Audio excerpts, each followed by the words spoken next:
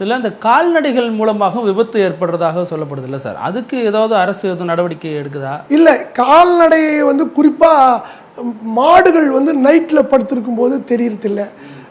குறிப்பாக அதுதான் அதுவும் மாநகராட்சி போன்ற இடங்களில், கிராமங்களில் அது அவங்க சொந்தக்கார வீட்டுக்கு போயிடுது.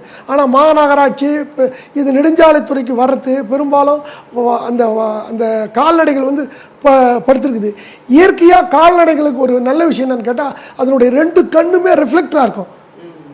அந்த கண்ணு லைட்டு பட்டுச்சுனாவே அது படும், ஒரு கால்நடை இருக்குதுன்னு தெரியும். சில சமயங்களில் அது படாமல் கூட இருக்கிறது சூழ்நிலை, அது வாகனம் மோதல் நடக்கும். அதுக்கு வந்து மாநகராட்சி ஹைவேஸில் போகிற மாட்டை நீங்கள் வந்து மாட்டு உரிமையாளருக்கு மறுபடியும் கொடுக்கக்கூடாது. நீங்கள் இவங்க என்ன பண்ணுறாங்க, கொடுக்குறாங்க, சில சமயம் கண்டுக்காமல் இருக்கிறாங்க, அதுதான் காரணம். ஆனால் சாலை விதிகளை ஒழுங்காக பின்பற்றுவதில் மனிதனை விட மாடுகளும் அதாவது ஜீவராசிகள் நல்லா வேலை செய்யுது.